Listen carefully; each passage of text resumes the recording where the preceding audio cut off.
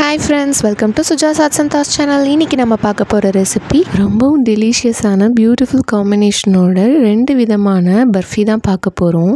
அதுவும் எந்த ஒரு ஆர்டிஃபிஷியல் ஃபுட் கலரும் சேர்க்காம நம்ம வீட்லயே இந்த பர்ஃபி சிம்பிளா இவ்ளோ டேஸ்டியா எப்படி செய்யலாம்னு பார்க்கலாம் வாங்க.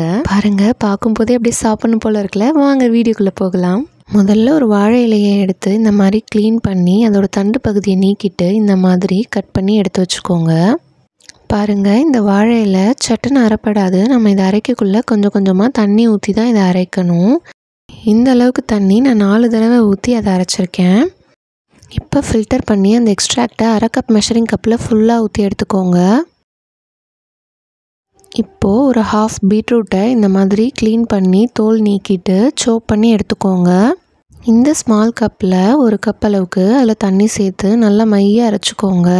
ஃபில்டர் பண்ணி அந்த எக்ஸ்ட்ராக்டை 1/2 கப் மெஷரிங் கப்பில் ஃபுல்லாக ஃபில் பண்ணி தனியாக எடுத்து வச்சுக்கோங்க. 120 ml, அதாவது 1/2 cup banana leaf extract and beetroot extract எடுத்து வச்சாச்சு. இப்போது அதே 1/2 கப்பில் 2 பர்ஃபிக்கும் தனித்தனியாக 1/2 கப் ரவா எடுத்து வச்சுக்கோங்க. 2 பர்ஃபிக்கும் சேர்த்து 1 கப் சுகர் இந்த மாதிரி கப்பில் மெஷர் பண்ணி எடுத்துக்கோங்க. இப்போ ஒரு கடாயில் 4 டேபிள் ஸ்பூன் நெய் சேர்த்துக்கோங்க.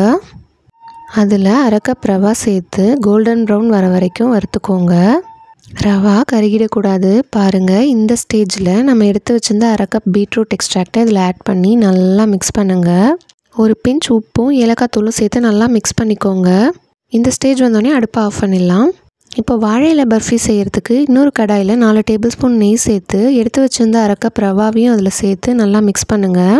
கூடவே பனானா லீஃப் எக்ஸ்ட்ராக்ட் 1/2 கப்பையும் அதில் சேர்த்து நல்லா மிக்ஸ் பண்ணிக்கிட்டே இருங்க. ஒரு பிஞ்ச் அளவுக்கு உப்பும் ஏலக்காய் தூளும் சேர்த்து அதை நல்லா மிக்ஸ் பண்ணி விடுங்க. பாருங்கள், இந்த அளவுக்கு மணலாக அது உதிரியாக வர வரைக்கும் அதை மிக்ஸ் பண்ணிவிட்டு ஸ்டவ் ஆஃப் பண்ணிடலாம். இப்போது 2 பர்ஃபிக்கும் தேவையான சுகர் சிரப் ஒரே டைமில் நம்ம தயார் பண்ணிடலாம். அதுக்கு 1 கப் சுகருக்கு 3/4 கப் தண்ணி சேர்த்து நல்லா மிக்ஸ் பண்ணுங்கள். ஒரு கம்பி பதம் வர வரைக்கும் வெயிட் பண்ணுங்கள். சாரிங்க, என்னோடய கேமராவில் ஒரு கம்பி பதத்தை கரெக்டாக கேப்சர் பண்ணி காமிக்க முடியல. ஆனால் ஒரு கம்பி பதம் வர வரைக்கும் வெயிட் பண்ணி அதை சம அளவாக பிரித்து 2 கிளாஸில் தனித்தனியாக எடுத்துக்கோங்க. இப்போ ஸ்டவ்வை ஆன் பண்ணி பீட்ரூட் பர்ஃபி செய்ய போகிற அந்த கடாயில் நம்ம எடுத்து வச்சுருந்த சுகர் சிரப்பை ஆட் பண்ணிவிடுங்க. நல்லா மிக்ஸ் பண்ணிகிட்டே இருந்தீங்கன்னா 2-3 நிமிஷத்தில் இந்த பர்ஃபி ரெடி ஆகிடும். அவ்வளோதான் ஃப்ரெண்ட்ஸ். ஆல்ரெடி கீ அப்ளை பண்ண ஏதாவது ஒரு பாத்திரத்தில் அதை ஆட் பண்ணிக்கோங்க. இப்போ நம்ம அடுத்த பர்ஃபி ரெடி பண்ணிடலாம். இப்போ அடுப்பை ஆன் பண்ணி அந்த பனானா லீஃப் பர்ஃபி செய்ய போகிற அந்த கடாயில் நம்ம எடுத்து வச்சிருந்த சுகர் சிரப்பை சேர்த்து நல்லா மிக்ஸ் பண்ணிகிட்டே இருங்க. இதுவும் 2-3 நிமிஷத்தில் ரெடி ஆகிடும். பாருங்கள், இந்த ஸ்டேஜுக்கு வந்தோடனே நம்ம ஸ்டவ்வை ஆஃப் பண்ணி டின்னில் சேர்த்து ஒரு 30 நிமிஷம் வெயிட் பண்ணி அதை தலைக்கீழாக கவுத்து ஜென்டலாக டேப் பண்ணி எடுத்து பார்த்தீங்கன்னா சொன்ன மாதிரி பியூட்டிஃபுல் கலர் காம்பினேஷனோட 2 விதமான பர்ஃபியும் அட் அ டைமில் ஈஸியாக ரெடி பண்ணிடலாம். பாருங்கள் ஃப்ரெண்ட்ஸ், பார்க்கவே எவ்வளோ டெலிஷியஸாக இருக்குல்ல. நீங்களும் கண்டிப்பாக இதை வீட்டில் ட்ரை பண்ணுங்கள். நீங்கள் இதை உங்களுக்கு பிடிச்ச டிசைனில் மோல்ட் பண்ணி எடுத்துக்கலாம். இப்போ இதுக்கு மேலே கொஞ்சம் க்ரன்ச்சியாக இருக்கணுன்றதுக்காக கேஷ்யூஸை நான் கிரேட் பண்ணி போட்டிருக்கேன்.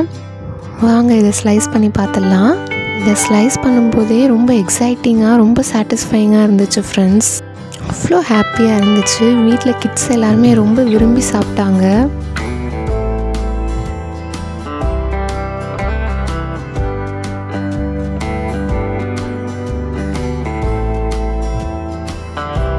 வாங்க இன்னொரு பக்கமும் நம்ம அழகாக இது டைமண்ட் ஷேப்பில் ஸ்லைஸ் பண்ணிடலாம்.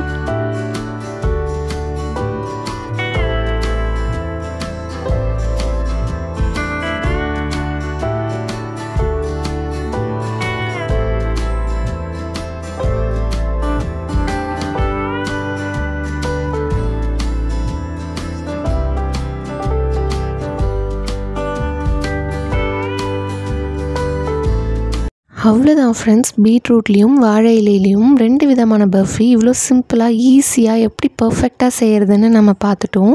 நீங்களும் இதை கண்டிப்பாக வீட்டில் செஞ்சு பார்த்துட்டு எப்படி இருந்ததுன்னு கமெண்ட்டில் ஷேர் பண்ணுங்கள். பாருங்கள், இப்போ நான் இதை உடச்சி காமிக்கிறேன் எவ்வளோ பர்ஃபெக்டாக வந்திருக்குன்னு. டேஸ்ட்டும் சூப்பராக இருந்துச்சு ஃப்ரெண்ட்ஸ்.